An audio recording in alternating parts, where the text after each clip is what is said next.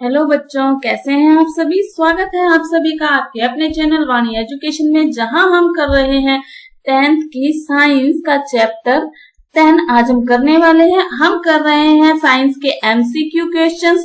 तो 9th chapter तक हम कंप्लीट कर चुके हैं। यदि आपने अभी तक 9th चैप्टर तक की क्लासेस नहीं देखी हैं तो चैनल को सब्सक्राइब कर लीजिए, बेल आइकन प्रेस कर लीजिए ताकि आने वाली वीडियो का नोटिफिकेशन भी आपको मिलता रहे और आप प्लेलिस्ट में जाकर सभी क्लासेस को आराम से देखकर समझ सकते हैं और अपनी तैयारी को मजबूत बना सकते हैं। तो चलिए शुरू करते हैं आज की अपनी क्लास पहले क्वेश्चन के साथ। तो देखते हैं पहला क्वेश्चन क्या है। देखिए, मानव नेत्र अभिनेत्र लेंस की फोकस दूरी को समायोजित करके विभिन्न दूरियों पर रखी वस्तुओं को फोकसित कर सकता है।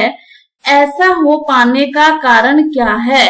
ऐसा मतलब दूर दृष्टि, निकट दृष्टि दोष, मतलब कि अगर हमें कोई वस्तु सही दिखाई देती है तो फोकस दूरी सही हो पाती है। इसका कारण होता है समंजन।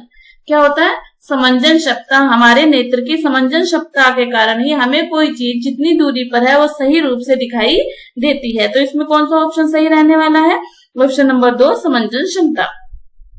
मानव नेत्र जिस भाग पर किसी वस्तु का प्रतिबिंब बनाते हैं वह है, जहां पर मानव नेत्र के अंदर हमें कोई वस्तु दिखाई देती है तो वो प्रतिबिंब जहां बनता है उसके कारण दिखाई देती है। तो प्रतिबिंब कहाँ बनता है? दृष्टि पटल पर। कहाँ बनता है? दृष्टि पटल पर। डन। चले आगे।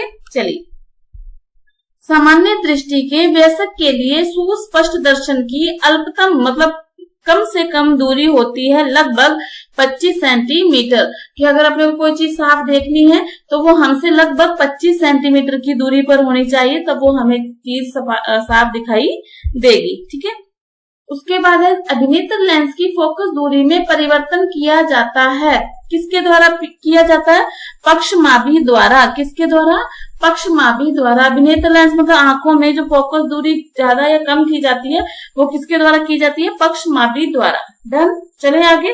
ये वो क्वेश्चंस हैं जो अगर आपने चैप्टर कर भी लिया होगा ना तो कहीं ना कहीं आपकी तैयारी से क्वेश्चन छूट गए होंगे। इसीलिए मैं आपके लिए एमसीक्यू क्वेश्चंस लेकर आई हूँ, क्योंकि हमारे लिए बहुत इंपॉर्टेंट है और ये छोटे छोटे नंबर है ना वो हमें बड़े टारगेट तक पहुंचाते हैं। तो अगर आप एक बार मेरी क्लास पूरी देख लेंगी, सारी क्लासेस देख लेंगे, तो ऐसा नहीं है कि आपको बार बार रटने की जरूरत पड़ेगी। ये क्वेश्चन आपको आगे हमेशा याद ही रहेंगे। तो मेरे साथ बने रहिए, लास्ट तक सभी क्लासेस को देखना है और पूरा देखना है और अच्छे से देखना है और बार बार देखने की जरूरत नहीं पड़ेगी। एक बार में ही आपको क्वेश्चन याद होने वाले हैं। तो चलिए चलते हैं नेक्स्ट क्वेश्चन पर, लेकिन उससे पहले क्लास को लाइक कर दीजिए, शेयर कर दीजिए, बेल आइकन प्रेस कर लीजिए ताकि आने वाली क्लास का नोटिफिकेशन भी आपको मिलता रहे। मानव नेत्र का कौन सा भाग नेत्र को रंग प्रदान करता है? रंग किसके द्वारा आता है? पुतली के द्वारा। पुतली हमारी होती है लाल, नीली, अपने बोलते हैं ना नीली आंखें, तो पुतली का जो बीच का भाग होता है ना उसके कारण ही हम बोलते हैं नीली आंखें, हरी आंखें, ठीक है, काली आंखें, भूरी आंखें। परितारिका का पेशीय नियंत्रित करता है पुतली का आकार। परितारिका का क्या काम होता है? पुतली का आकार नियंत्रित करना। ठीक है, याद रहेगा। Okay, next. बाह्य आघातों से आंख की सुरक्षा करता है। कौन करता है? श्वेत पटल। जो व्हाइट कलर का कवच होता है हमारी आंख के, वो हमारे बाह्य आघातों से हमारी आंख की सुरक्षा करता है। डन। श्वेत पटल। कौन करता है? श्वेत पटल। मानव नेत्र में लेंस पाया जाता है उत्तल लेंस। कौन सा लेंस होता है हमारी आंखों में? उत्तल लेंस पाया जाता है। डन। चले आगे। चलिए, लेकिन उससे पहले आप सभी बच्चे अपना नाम और जगह का नाम कमेंट बॉक्स में लिखना मत भूलिएगा ताकि मुझे भी पता लगे कि बच्चे कहाँ कहाँ से जुड़कर अपनी तैयारी को मजबूत बना रहे हैं। और साथ ही आपको किस चैप्टर में कोई दिक्कत है, मैथ की हो या साइंस की हो, तो आप कमेंट बॉक्स में लिख के मुझे बता सकते हैं। मैं उसकी क्लास आपके लिए लेकर आऊंगी। कोई मॉडल पेपर चाहिए आपको, किसी का भी सोल्यूशन चाहिए तो आप मुझे बताइए। ठीक है, लेकिन कमेंट बॉक्स में लिखेंगे, उसके बाद ही उसका सोल्यूशन हो पाएगा। चलिए नेक्स्ट क्वेश्चन देखते हैं। रेटिना पर प्रतिबिंब बनता है। कैसा बनता है? उल्टा व वास्तविक। रेटिना पर हमेशा उल्टा प्रतिबिंब बनता है। मस्तिष्क हमें उसे सीधा करके दिखाता है, इसलिए हमें वस्तु सीधी दिखाई देती है। निकट दृष्टि दोष के निवारण हेतु किस लेंस का उपयोग किया जाता है? अवतल लेंस। किसका उपयोग करते हैं? निकट दृष्टि दोष, अवतल लेंस। देखो, निकट लिखने में बड़ा है ना, और दूर, दो दृष्टि दोष होते हैं, निकट दृष्टि दोष, दूर दृष्टि दोष। निकट लिखने में बड़ा है तो अवतल लेंस का उपयोग करते हैं, दूर लिखने में छोटा है तो उत्तल लेंस का उपयोग करते हैं। कोई कंफ्यूजन नहीं है। निकट लिखने में बड़ा है तो अवतल, दूर लिखने में छोटा है तो उत्तर थोड़ा छोटा है ना ये लिखने में, तो छोटे छोटे एक साथ, ये बड़े बड़े एक साथ, ठीक है ना। कभी कभी क्या बच्चे भूल जाते हैं, ठीक है, तो इस तरह से आप माइंड में बिठा सकते हो, सेट कर सकते हो। तारों का टिमटिमाना किस घटना पर आधारित है? वायुमंडलीय अपवर्तन। वायुमंडलीय अपवर्तन, जब हम आंख के द्वारा किसी भी स्टार को इस तरह से देखते हैं तो जो हमारी आंख से जो किरण निकलती है वो इस तरह से बार बार अपवर्तित होकर वहां तक पहुंचती है, इसीलिए हमें तारे टिमटिमाते हुए दिखाई देते हैं, ठीक है। नेक्स्ट है, आकाश का रंग नीला दिखाई देना किस घटना पर आधारित है? आकाश का रंग हमें नीला दिखाई देता है, ये प्रकीर्णन की घटना पर आधारित है। किस पर आधारित है? प्रकीर्णन की। इसमें जो रंग प्रभावी हो जाता है वो हमें दिखाई देता है, तो नीला रंग हमें दिखाई देता है इसके अंदर आकाश का। वरना आकाश में कितने रंग है? वैसे 7 रंग है, ठीक है। सूर्य के प्रकाश में कितने रंग है? 7 रंग है। डन। अभिनेत्र लेंस मोटा होने पर अभिनेत्र लेंस की फोकस दूरी क्या हो जाएगी? घट जाएगी, बढ़ जाएगी? कोई प्रभाव नहीं पड़ेगा। अभिनेत्र लेंस मोटा होने पर फोकस दूरी घट जाती है। डन। प्रकाश के दृश्य स्पेक्ट्रम में वर्णों की संख्या कितनी है? 7। अभी मैंने बताया सूर्य के प्रकाश में कितने रंग होते हैं? 7। जो है हमारे इंद्रधनुष में हमें दिखाई देते हैं ना, वो सूर्य के प्रकाश में वो 7 रंग होते हैं, तभी जब इंद्रधनुष बनता है ना तो हमें वो 7 रंग दिखाई देते हैं, ठीक है। नेक्स्ट देखिए, प्रकाश नेत्र में पतली झिल्ली से होकर प्रवेश करता है, उसे क्या कहते हैं? कॉर्निया। क्या कहते हैं उसे? कॉर्निया कहते हैं वो पतली झिल्ली जहां से प्रकाश हमारे नेत्र के अंदर प्रवेश करता है।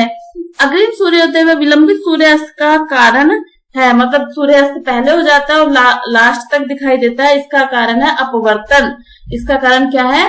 अपवर्तन। ऐसा होता नहीं है अग्रिम सूर्योदय की सूर्योदय पहले हो जाए, लेकिन हमें दिखाई देने लगता है क्योंकि जो किरण है वो अपवर्तित होकर पहले ही सूर्य तक पहुंच जाती है, इसीलिए अग्रिम सूर्योदय हमें पहले ही सूर्य दिखाई देने लगता है, तो उसे अग्रिम सूर्योदय बोलते हैं। और ये घटना कौन सी होती है?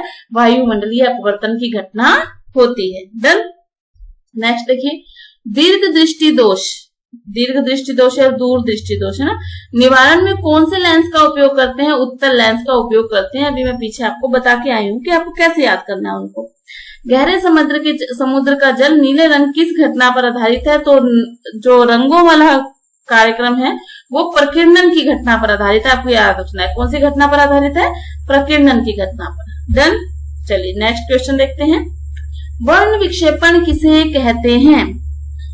जब किसी प्रिज्म है ना, इस तरह से प्रिज्म है, जब किसी प्रिज्म पर श्वेत प्रकाश की किरण को आपतित किया जाता है तो परावर्तन के पश्चात वह 7 रंगों में विभक्त हो जाती है। इस तरह 7 रंगों में विभक्त हो जाती है। श्वेत प्रकाश की किरण का 7 रंगों में विभक्त होना प्रकाश का वर्ण विक्षेपण कहलाता है। सीधी सी बात है, जब सूर्य के प्रकाश को हम प्रिज्म पर आपतित करते हैं तो 7 रंगों में बढ़ जाता है। इस 7 रंगों में बटना ही क्या कहलाता है?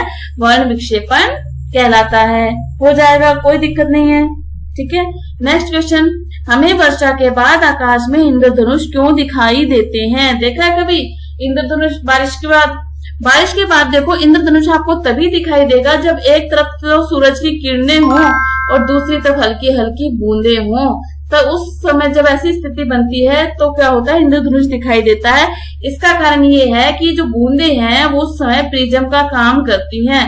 किसका काम करती हैं बूंदे? प्रिज्म का। जब सूर्य का प्रकाश इन बूंदों पर गिरता है तो वो 7 रंगों में विभक्त हो जाता है। इस तरह ये 7 रंग इकट्ठे होकर हमें इंद्रधनुष के रूप में एक आकाश में दिखाई देते हैं। ये वर्ण विक्षेपण की घटना पर ही आधारित है।